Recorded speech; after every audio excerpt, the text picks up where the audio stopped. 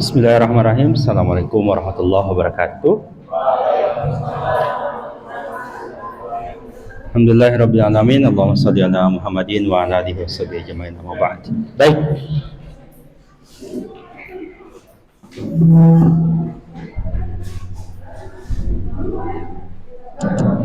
Hari ini kita akan lanjutkan perkuliahan kita pada mata kuliah filsafat hukum. Kita tinggal 3 pertemuan lagi sampai akhir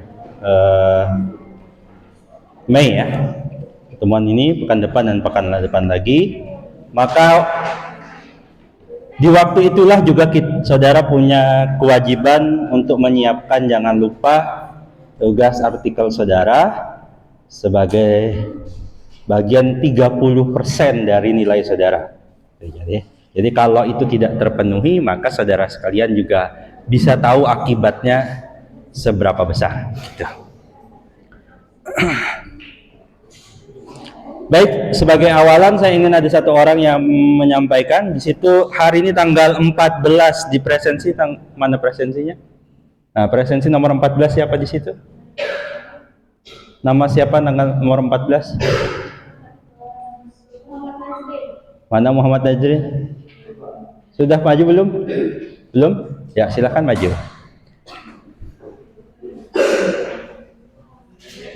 Oke.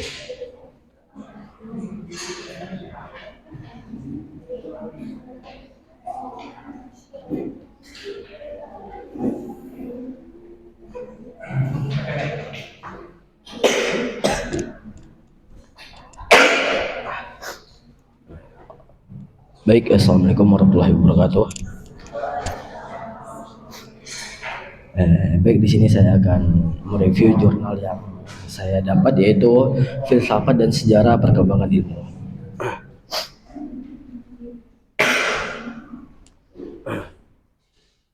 Kata filsafat dalam bahasa Arab dikenal dengan istilah falsafah, dan dalam bahasa Inggris dikenal dengan istilah filosof. Arti yang berasal dari bahasa Yunani yaitu filosofia. Kata filosofia terdiri atas kata philis yang berarti cinta dan sophia yang berarti kebijaksanaan. Dalam arti yang sedalam-dalamnya, istilah filsafat bermakna cinta kebijaksanaan atau love of wisdom. Para filsafat dan ahli filsafat itu mendefinisikan tentang filsafat. Contohnya yaitu Plato berpendapat bahwa filsafat adalah pengetahuan yang mencoba untuk mencapai pengetahuan tentang kebenaran yang asli. Dan sedangkan menurut Aristoteles, filsafat adalah ilmu pengetahuan yang meliputi kebenaran di dalamnya terkandung ilmu-ilmu metafisika, logika, retorika, etika, ekonomi, politik, dan estetika.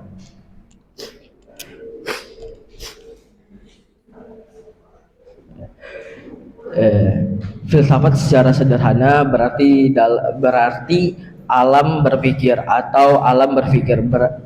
Berfilsafat artinya berpikir, namun tidak semua berpikir adalah berfilsafat. Berfilsafat adalah berpikir secara mendalam atau radikal dan sungguh-sungguh. Ada sebuah semboyan yang mengatakan bahwa setiap manusia adalah filsuf. Semboyan ini benar adanya sebab semua manusia berpikir, akan tetapi secara filosofis semboyan itu tidak benar sebab tidak semua manusia yang berpikir adalah filsuf. Filsuf hanyalah orang-orang yang memikirkan hakikat segala sesuatu dengan sesungguh-sungguhnya dan mendalami. Filsafat adalah hasil akal budi manusia yang mencapai dan memikirkan suatu kebenaran dengan sedalam-dalamnya. Dengan kata lain, filsafat adalah ilmu yang mempelajari dengan sungguh-sungguh hakikat kebenaran segala sesuatu.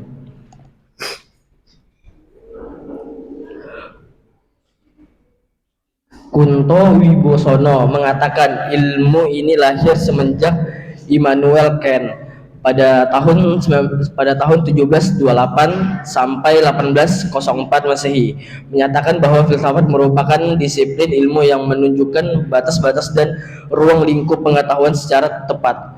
Ilmu ilmu ini sebagai kelengkapannya mempunyai 4 sarana untuk mengkaji pengetahuan manusia, yaitu bahasa, logika, matematika, dan statistika.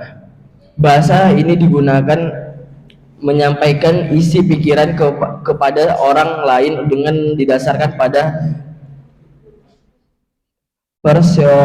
persesologika, deduktif dan induktif. Matematika berperan membantu berpikir deduktif, sedangkan statistika berperan membantu berpikir induktif. Di dalam filsafat ilmu dibahas tiang-tiang penyangga eksistensi sebuah ilmu yang merupakan cabang-cabang utama filsafat ilmu. Tiang penyangga ilmu terdiri dari 3 aspek, yaitu ontologi, epistemologi, dan aksimologi.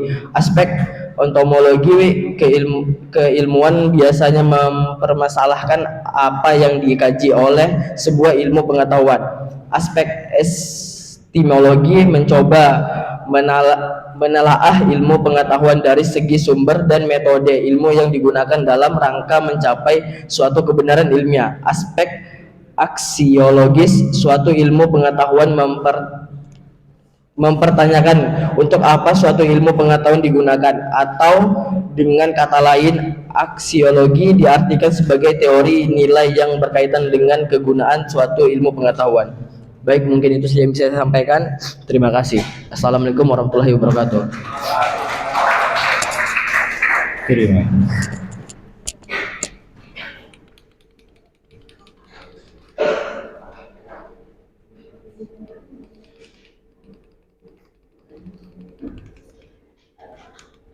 Baik, terima kasih. Baik, kita akan masuk ke materinya. Di pekan kemarin kita sudah membahas satu aliran, namanya aliran hukum apa?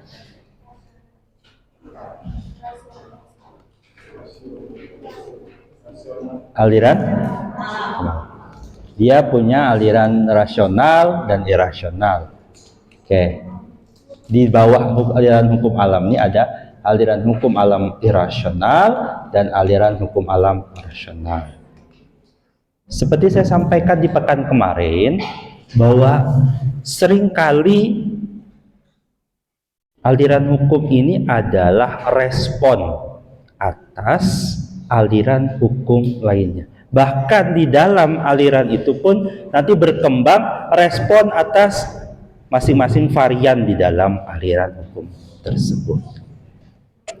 Nah, aliran positivisme hukum ini pada dasarnya adalah respon atas aliran hukum sebelumnya, yaitu aliran hukum alam.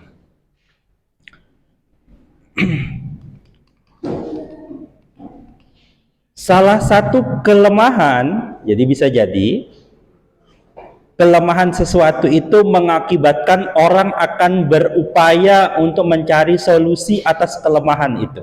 Nah, kira-kira positivisme hukum itu lahir begitu. Lahir dari hukum alam yang dulu berkembang. Hukum alam ini punya masalah. Masalahnya adalah susah diukur. Susah disandingkan secara nyata. Wujudnya apa? Kira-kira begitu. Oh Pak, ada agama rasional, ada moral, ada begini dan sebagainya. Seringkali wujudnya tidak jelas. Ya. Oh Pak, di dalam hukum alam kan ada Pak aturan yang dibuat, sifatnya dibuat dari manusia, tapi masih dinilai dengan hukum alamnya, moralitasnya. Ini terkadang sampai pada hari ini Contoh hukum alam itu kan hukum internasional. Hukum yang, oh Pak sudah diatur Pak aturannya begini. Cuma di sini juga kita saksikan pada hari ini, di detik ini masih terjadi, ada peperangan di Ukraina dan di jalur Gaza, Palestina. Orang akan bertanya, di mana hukum internasionalnya? Kenapa tidak ada penegakan dan sebagainya? Salah satu masalah dalam hukum alam itu begitu. Oleh karenanya, ya, para ahli pemikir hukum mencoba melahirkan, ini awalnya sebenarnya gerakan di ranah sains IPA natural. Kalau dulu kan, oh kenapa orang sakit tuh kira-kira begini, ada begini Pak, mungkin kena kesurupan ini, kalau ini kayaknya kira-kira, oh Pak kira-kira obatnya begini, dikasih ini yang sifatnya yang tradisional. Nah, perkembangan ilmu pengetahuan itu sekarang mengukur, oh orang kalau sakit demam ada obat, saya contohnya paracetamol. Oh kalau dia usia sekian, ukuran dosisnya sekian, kalau dia dewasa sekian, dimakan 3 kali sehari, jamnya sekian. Oh ini dimakan sebelum diminum setelah makan atau diminum sebelum makan. Itu ada aturannya. Kira-kira posisi hukum itu awalnya berangkat dari yang seperti itu. Tolong apa-apa diperjelas. Jangan lagi menurut saya itu baik, menurut dia tidak baik. Tidak lagi kira-kira gitu. Tidak lagi zamannya sesuatu itu harus diukur dengan sesuatu yang abstrak. Positivisme hukum, walaupun ini sedikit dekat, bukan berarti pasti sama dengan aliran-aliran di positivisme dalam dunia sains. Dalam dunia sains itu kan berkembang. Oh, ada kendaraan, oh ada gadget, ada semua itu karena ada ukuran, ada hitungan, ada perkembangan teknologi. Kira-kiranya pengen begitu. Kalau hukum itu pengen jelas, haruslah tertib, ada aturannya, siapa yang bikin aturan, siapa yang berhak menegakkan hukumnya, siapa yang berhak menghukum, hukumannya seperti apa. Nah, kira-kira itu yang diinginkan positivisme hukum, yang sampai detik ini positivisme hukum ini salah satu aliran yang paling bisa kita rasakan sampai hari ini, yang sangat, kalau mau kita bilang dengan sangat ekstrim, inilah yang paling banyak diterima, paling banyak dianut oleh para penstudi hukum sampai detik ini. Ciri khasnya gampang. Ciri khasnya apa?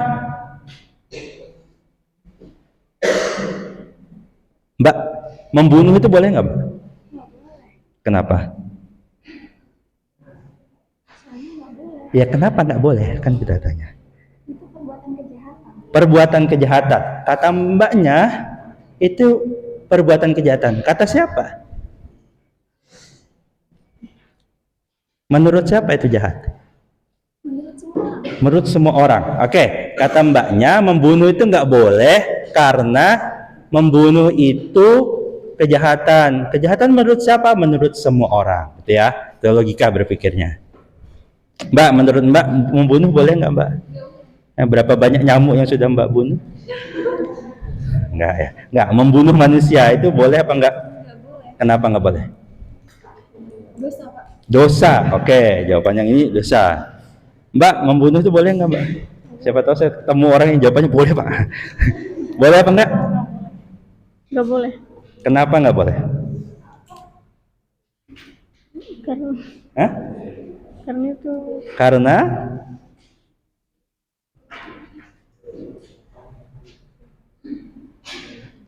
perbuatan kejahatan.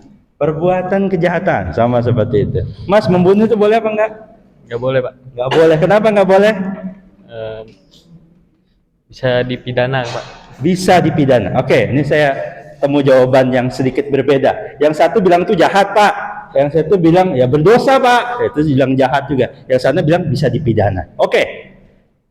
Jawaban tadi itu jawaban yang menunjukkan dua aliran. Pertama, kenapa membunuh nggak boleh? Oh, karena dia, Pak, itu ada hukum yang universal. Di mana saja, kata mbaknya itu semua orang menyepakati, Pak, kalau pembunuhan itu adalah satu perbuatan yang dilarang. Menukik lagi, oh ada hukum Tuhan, Pak, kata mbaknya tadi, dosa.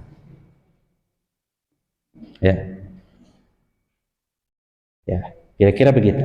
Lalu ada jawaban masnya, oh kenapa dilarang? Karena bisa dipidana, Pak. Ada pasal yang mengatur larangan pembunuhan. Nah, kira-kira itu jawaban orang positivisme hukum. Kenapa? Kira-kira dari jawaban itu, ya, kira-kira gitu. Aliran ini akan menjawab dengan gaya seperti itu. Kenapa dilarang membunuhkan? Ada pasal sekian yang menyatakan begini. Maka orang yang melanggar pasal itu bisa dikenakan pidana sekian. Ciri ini adalah ingin melihat sesuatu itu berdasarkan hukum yang sifatnya positif, yang sudah dibuat dalam peraturan perundang-undangan. Kalau yang di sini, mau ada undang-undangnya apa tidak, ya dilarang, Pak. Pembunuhan itu memang dasarnya dilarang, Pak. Pembunuhan itu tidak sesuai dengan aturan agama, Pak. Oh, pembunuhan itu tidak sesuai dengan nilai yang ada dalam rasio manusia, Pak. Tapi kalau menurut positivisme hukum itu nggak cukup. Berhukum dengan model seperti yang tadi itu menimbulkan ketidakjelasan. Oleh karena itu perlu kita jelas, kita perjelas, kita bentuk hukumnya yang bisa dibaca, yang bisa dilihat, yang kalau ada orang protes, ini loh ditunjukkan aturannya, loh ini loh ada undang-undangnya. Kira-kira begitu. Ini lebih mempersempit. Pikiran ini akan dimiliki oleh banyak penstudi hukum. Saya tadi bilang, kalau aliran hukum alam ini hampir semua manusia akan berpikir yang sama. Kenapa? Dia nggak perlu kuliah hukum untuk tahu kalau maling itu dilarang. Tapi positivisme hukum bilang hukum harus dibentuk dengan ilmu tertentu yang jelas. Mana yang begini, mana yang begitu, harus ada aturannya, kira-kira begitu. Harus jelas ditemukan di undang-undang mana, di peraturan mana, di pasal yang mana. Nah, saudara kuliah 4 tahun, 3,5 atau 4 tahun di S1 hukum itu, sedikit banyak akan sangat terpengaruh dengan aliran ini. Kenapa? Saudara diminta untuk tahu aturannya, mengetahui gambaran aturannya. Oh, kalau ada orang menabrak mobil itu ya di jalan, itu bisa kena pidana. Dicarikan pasalnya. Oh, dia juga bisa kena perdata, Pak, dengan pasal-pasal yang berkaitan dengan perbuatan melawan hukum misalnya. Kalau ada orang berhutang tidak bayar, saudara langsung terbayang, oh itu masuk dalam kategori hukum apa? Lalu bisa dikejar dengan bagaimana cara menegakkan hukumnya. Nah, positivisme hukum itulah yang mengembangkan bahwa hukum itu harus teratur, harus jelas, ada formatnya, ada aturannya begini. Ya. Coba saudara kalau belajar agama, biasanya di banyak agama itu ya saudara tidak akan menemukan semacam positif hukum yang ada undang-undangnya spesifik di undang-undang ini gitu. Karena mayoritas bicara agama itu bicara lebih ke arah di sini, lebih ke arah hikmahnya apa, maksudnya apa, kenapa dilarang, Tuhan berkata apa, Tuhan melarang apa. Kalau ada yang agama-agama yang berkaitan dengan nabi, nabinya menyampaikan seperti apa dan sebagainya. Nah, kalau di dalam ini pasti mencari positivisme hukum itu gampangnya mencari peraturan perundang-undangannya. Ada aturan perundang-undangan itu baru di abad-abad modern. Nah, itu adalah buah dari positivisme hukum ini. Ada, saudara kan kenal dengan nama Magna Carta, ada undang-undang ini, ada itu. Itu adalah ciri peraturan yang positif. Positif itu apa? Peraturan yang dibuat, dinyatakan, dibuat oleh orang-orang yang berwenang, pihak-pihak yang berhak. Nah, kira-kira gambaran positifisme hukum itu semudah itu. Ya gitu. Saya tidak mungkin bisa menjelaskannya full dalam kesempatan. Oke, kita lihat ciri-cirinya. Menghendaki agar setiap metodologi dalam menemukan kebenaran menggunakan realitas yang eksis terlepas dari persepsi yang subjektif. Kira-kira menurut aliran ini, bisa jadi ada nilai yang berbeda. Bisa jadi menurut ini sama ini dua hal yang berbeda. Di Indonesia menikah beda agama itu boleh apa tidak? Menurut aliran ini, yang beragama mengatakan tidak, Pak. Menurut yang rasional, para pejuang HAM mengatakan harusnya boleh. Itu kan hak asasi manusia. Kira-kira gitu. Oh, bertentangan nih. Maka kalau jawaban positivisme hukum, dia tidak menginginkan ada persepsi macam-macam begitu. Cara gampangnya, kata orang ini, tinggal gampang cari aturannya. Di undang-undang boleh apa enggak? Oh, di undang-undangnya mengatakan tidak boleh. Selesai. Dia tidak mengatakan, ya nanti kita lihat bahwa ajaran ini menghilangkan urusan moral. Kalau ini yang penting pasalnya menyatakan apa, undang-undangnya menyatakan apa. Dia tidak urus orang pegiat HAM akan teriak, wah itu nggak menikah beda agama kok dilarang, homoseksual kok dilarang. Pemikirannya ini tidak urus. Positifnya hukum ini tidak bicara sedikit pun tentang moral. Apa yang sudah jadi undang-undang itu dia bicara adalah legal atau tidak legal, sesuai aturan atau tidak sesuai aturan. Aduh Pak, saya ini begini kasihan. Tidak ada urusan. Kira-kira positifisme hukum itu gambarannya begitu. Dia tidak ingin ada persepsi yang subjektif. Dia tidak mau masuk tuh ke moral, karena kalau masalah moral ini jadi macam-macam, kata aliran itu muncul dari lirik lagu. Misalnya muncul dari lirik lagu kata Iwan Fals, masalah moral, masalah akhlak biar kami cari sendiri, urus saja moralmu, urus saja, kan gitu ya, udah urusan sama kami, kata dia, kira-kira begitu. Nyanyi malah. Oke, di sini ya, kata dia urusan moral itu bicara ketika peraturan itu mau dibuat. Silakan berdebat di pembuatan undang-undang mana yang menurut pembuat undang-undang bermoral atau tidak. Tapi kalau sudah jadi undang-undang, menurut aliran ini, yuk tidak usah bicara tentang ini adil atau tidak adil, ini sesuai atau tidak sesuai. Menurut aliran ini, apa yang adil? Nah, ini ya. Di sini kita bisa lihat, sebenarnya saya sampaikan, aliran-aliran itu akan melihat sesuatu dengan perspektif yang berbeda.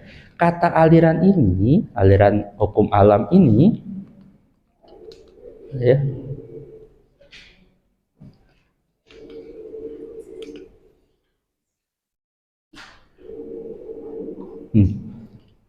membedakan baik dan buruk. Bicara moral, buah dari ini biasanya adalah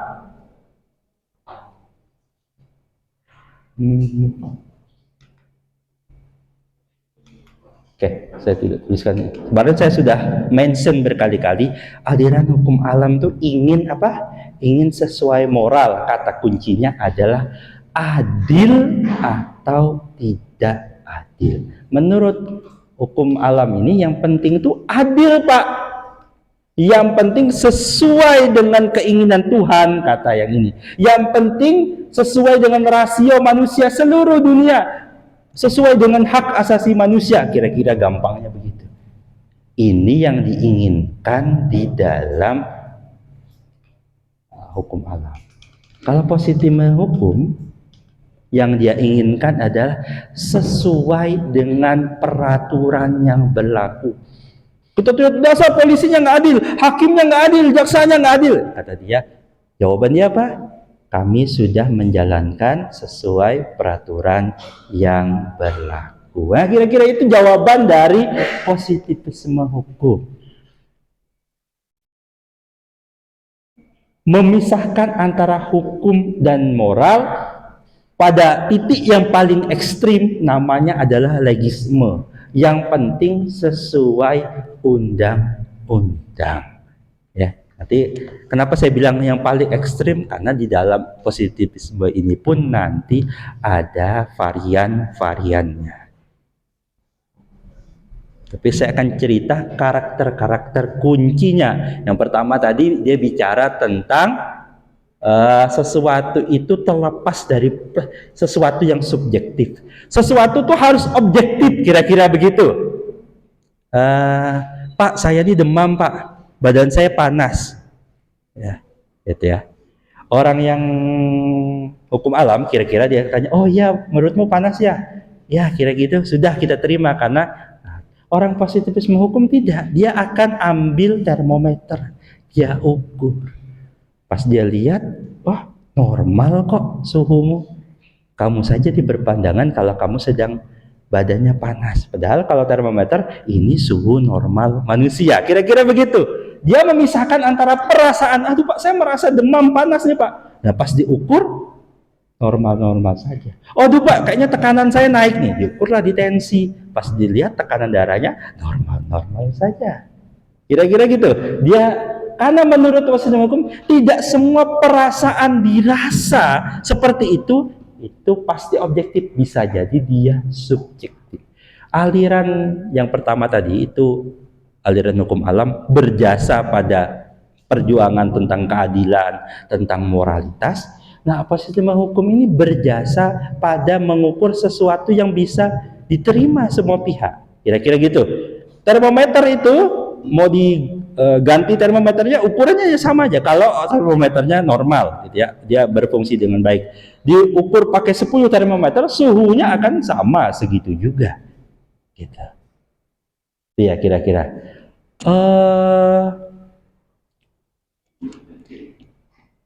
Sampai sini ada pertanyaan dulu? Tidak? Ya. Jadi, kalau saya berpikir selama ini tuh kayak gini Pak, kira-kira saya tuh terpengaruh aliran hukum ini. Mayoritas yang kita pelajari di fakultas ini itu bicara tentang aliran ini. Ya, sumber hukumnya yang pertama undang-undang ini, undang-undang ini. Kan sumber hukumnya yang pertama bukan firman Tuhan gitu ya. Sering kalau kita bicara pidana, mata kuliah pidana kan kita tidak ngomong firman Tuhannya ini, menurut ini, agama ini kan gitu. Tapi kita lebih banyak bicara, dalam KUHP diatur begini, di dalam ini diatur begini. Pak kan pakai perasaan juga Pak. Kita juga menerima yang sifatnya keyakinan hakim dan sebagainya. Putusan itu bukan hanya karena dia terbukti, tapi juga harus dengan keyakinan hakim. Berarti ada unsur subjektifnya Pak. Jawaban aliran ini adalah, keyakinan hakim yang diperbolehkan itu kan karena undang-undang mengatur boleh. Jadi dia boleh karena undang-undang memperbolehkannya. Ini kebalikan yang nyata dari hukum alam. Kenapa undang-undang itu bisa diterima? Karena kata hukum alam, karena dia sesuai dengan moralitas. Maka kata hukum alam, kalau undang-undang itu tidak sesuai dengan nilai kemanusiaan, tidak sesuai dengan agama misalnya yang dianut oleh masyarakatnya, undang-undangnya tidak sesuai dengan budaya yang ada di masyarakat, itu nilai-nilai yang meresap pada nilai masyarakat, kata hukum alam, undang-undang itu pada dasarnya tidak berlaku, tidak diterima, tidak sah, kata aliran hukum alam. Tapi kata hukum positivisme hukum dia katakan, ya asal DPR dan presiden tanda tangan, maka itu undang-undangnya sah dan berlaku untuk siapa saja di Indonesia. Oh, undang-undangnya bagus, Pak. Sudah dibuat, sudah dibahas di DPR, Pak. Tapi belum disetujui dalam paripurna DPR dan Presiden, maka belum berlaku. Walaupun isinya baik. Nah, kira-kira begitu. Ada dua macam aliran di positif hukum, ya. Dicontoh bahwa di setiap aliran itu punya varian-variannya. Ada analytical jurisprudence, ada René Lehre. Nah, ini sekedar pengetahuan saja. Agak rumit sebenarnya, saya juga mau menjelaskan, waktunya pasti akan panjang kalau saya jelaskan secara detail. Nanti saya akan coba masuk secara saja.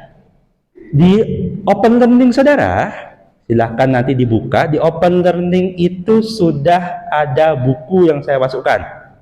Ya, ada di bagian references. Itu ada buku yang bisa saudara download. Penjelasan detailnya ada di sana.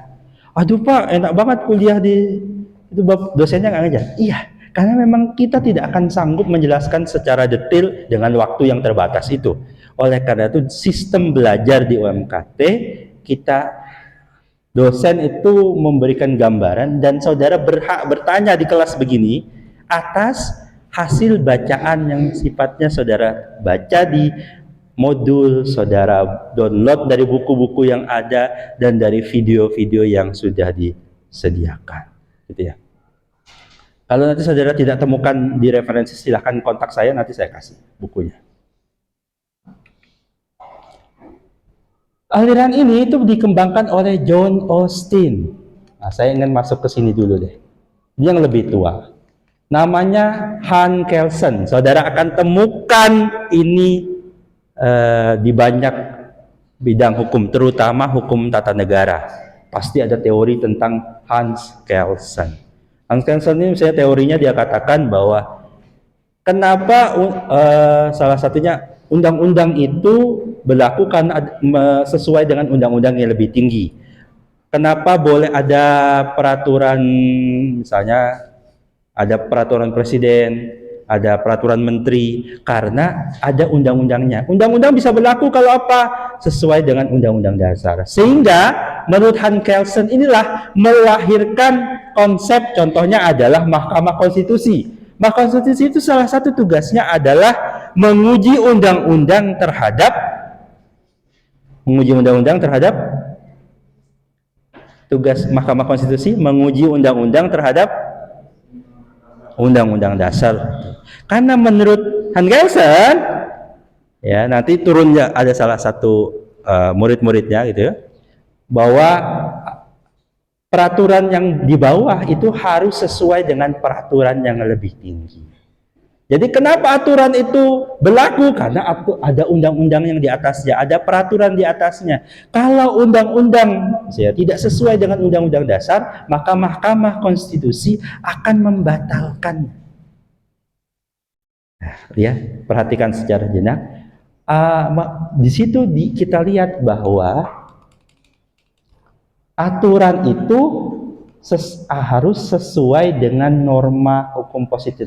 Yang dilihat bukan dinilai dengan apakah dia adil atau tidak adil menurut hukum alam, tapi apakah dia sesuai dengan peraturan perundang-undangan yang lebih tinggi.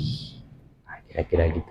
Cuma pertanyaannya, kalau ada undang-undang dasar yang menurut kita sudah tidak sesuai, siapa yang bisa membatalkan? Membatalkan tidak ada. Kenapa? Salah satunya karena negara ini menganut konsep positif, sedikit banyak menganut konsep ini. Ya, undang-undang dasar udah paling tinggi, Pak. Undang-undang yang lain di bawah itu berlaku kalau dia sesuai dengan konstitusi itu. Semua tempat bergantungnya ya di konstitusi itu. Kalau orang hukum alam akan jawab, ya sesuai dengan firman Tuhan. Kalau tidak sesuai dengan Tuhan, misalnya salah satunya, ya undang-undang dasar itu bisa kita kesampingkan. Itu pendapat aliran hukum alam. Tapi kalau kata aliran positivisme tidak. Nah, kira-kira begitu. Itu tadi yang pertama dari Hans Kelsen, ada penjelasan lebih jelasnya.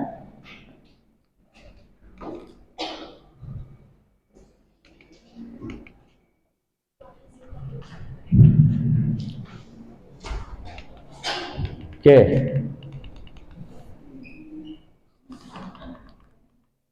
Ada lagi hukum yang salah satu alirannya namanya Austin.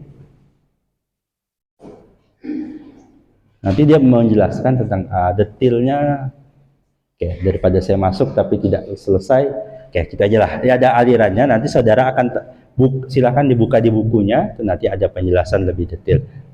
Saya sepertinya juga sudah mengirim video, ya, video saya kasih ke si pennya. Itu ada video dari saya.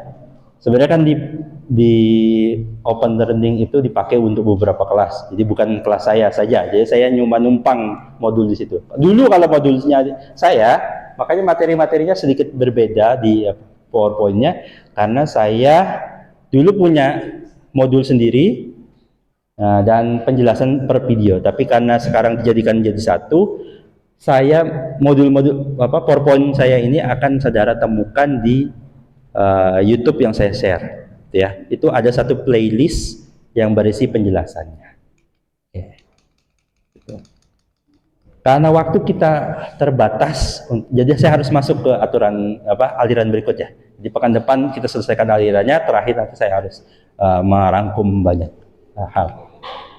Oke, ada pertanyaan sampai sini, sampai positivisme hukum?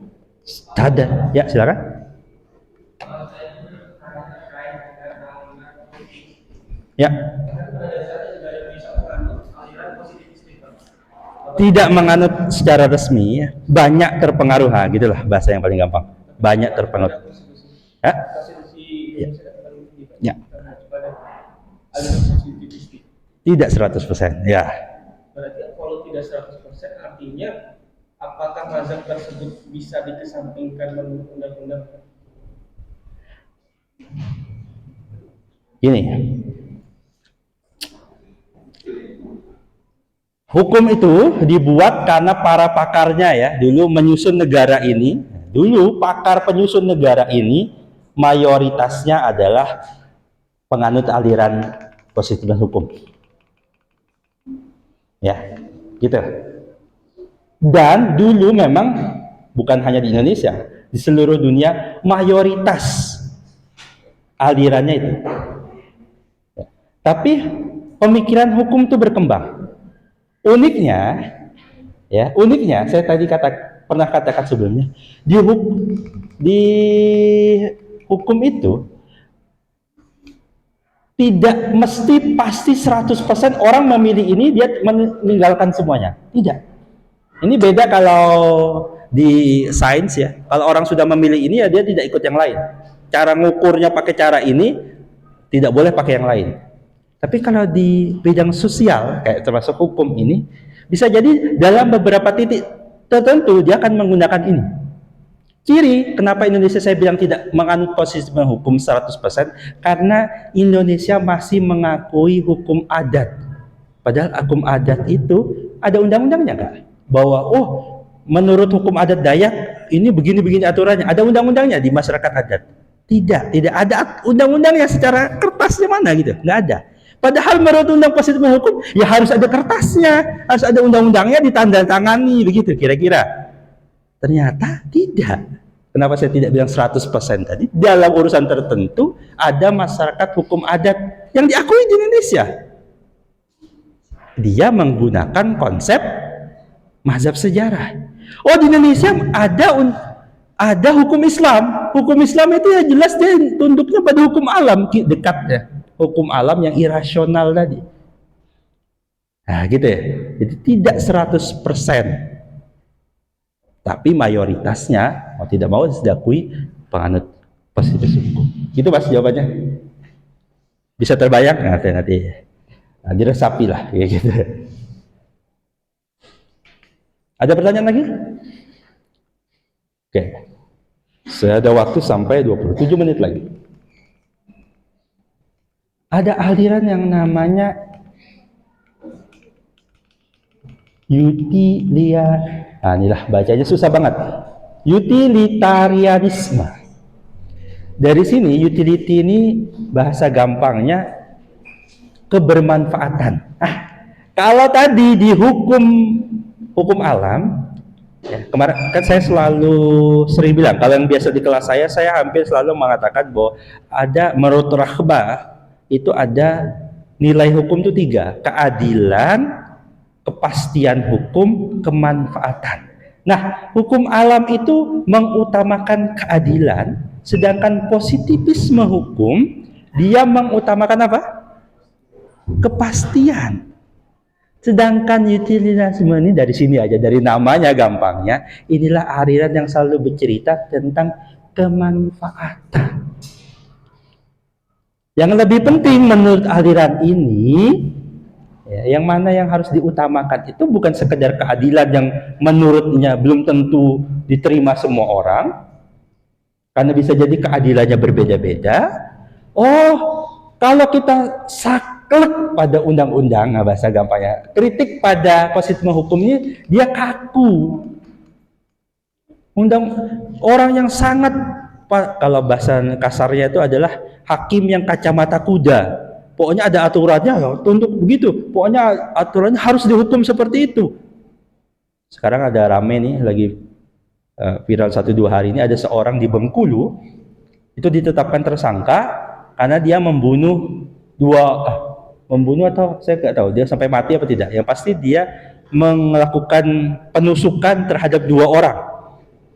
Ya, dia melakukan penusukan pada 2 orang. Barang siapa yang begini, pasalnya masuk, tersangka statusnya. Usut punya usut, ternyata yang dia lukai itu, kalau nggak salah 1 orangnya mati, kalau nggak salah, dari 2 orang yang dia lukai itu, ternyata dia itu yang dijadikan tersangka itu adalah korban begal. Ya.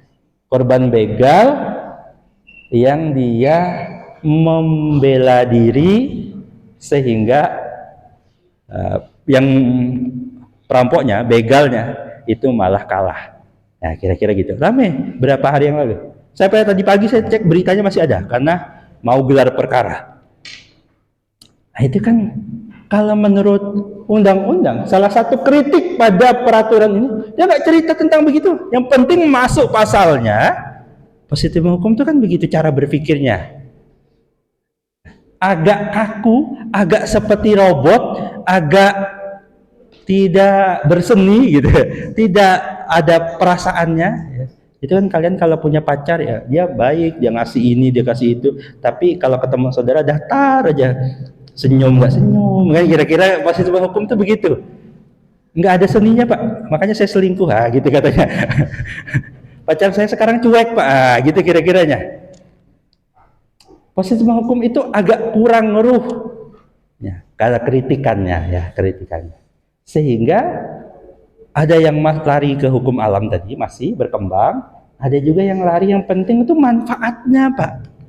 Nah, tokohnya namanya adalah ada Bentham, Shortmill, dan Rudolf van Jering, bukan Jering apa? SID, bukan. Nah, salah satu yang paling digaungkan, ya, digaungkan kata kunci dari utilitarisme itu adalah kemanfaatan sebagai tujuan utama. Salah satu makna manfaatan happiness. Happiness di sini bukan terbatas rasa senang saja, tapi ya kebahagiaan secara tertentunya, kebutuhan dan sebagainya. The greatest happiness for the greatest number of people. Ini yang menjiwai demokrasi.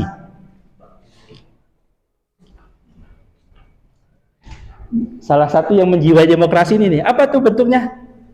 Voting. Nah, ini kan itu, the greatest happiness for the greatest number. Emang semua orang Indonesia itu pengen Prabowo jadi presiden? Kan tidak. Pendukungnya Anies dan pendukungnya Ganjar tidak akan mendukung. Tapi karena the greatest number-nya itu memilih Prabowo, maka yang jadi presiden adalah Prabowo.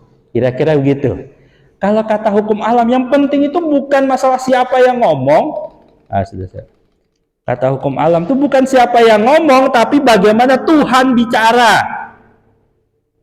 Kata orang irasional, mau seluruh penduduk di dunia ini homo, karena agama mengatakan homo itu dilarang, tetap perbuatan itu dilarang, tidak sesuai moral.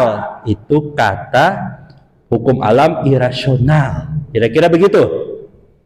Kenapa? Yang penting tuh apa? Puncaknya keadilan Tuhan, bukan kata lu. Kira-kira begitu. Tapi kata penerima hukum, ya tergantung. Kalau undang-undangnya mengatakan boleh, boleh. Di Amerika ada yang memperbolehkan, ya berarti di sana silahkan. Dia tidak ada urusan dengan perasaan, dia tidak ada urusan dengan moral. Kata orang elitarisme, ya kita ukur lah, kita voting saja gampangnya gitu. Kita voting saja. Tuhan mau bilang apa kira-kira kata aja ini? Yang penting apa? Mau para ahli agama kalau kata saya gitu ya, mendukung nol berapa gitu. Tapi rakyat memilih yang nol berapa? Kira-kira begitu. Nah, ini contoh buah dari utilitarisme. Ayat ini sebenarnya dekat sama positif hukum. Karena kan ujungnya itu ingin ketertiban masyarakat. Tapi titik bedanya ini sebenarnya respon atas deposisi hukum, ya nggak usah kaku-kaku banget. Yang penting menurut para masyarakat tuh maksudnya gimana. Yang lebih penting itu bukan undang-undangnya. Kalau kata positif hukum, yang penting itu undang-undangnya. Kata hukum alam, yang penting keadilannya. Kata ini, yang penting itu the greatest happiness for the greatest number. Kira-kira begitu 920. Kata positif hukum, saya harus berhenti. Tapi saya tanya dulu kalau penganut politik, saya berhenti atau lanjut? Berhenti ya. Makanya saya berhenti di sini. Kira-kira begitu cara bergeraknya ya.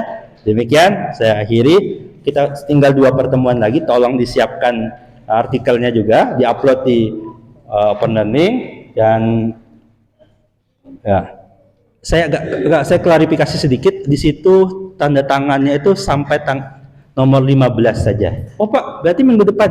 Enggak, saya tuh pernah sekali enggak masuk, tapi saya minta tanda tangan. Ya itu berarti kelas yang terakhir itu pengganti itu ya. Itu ya. Jadi kita masih ada 2 pertemuan, walaupun tanda tangan itu cuma tinggal sekali. Ya, terima kasih. Saya akhiri. Assalamualaikum warahmatullahi wabarakatuh.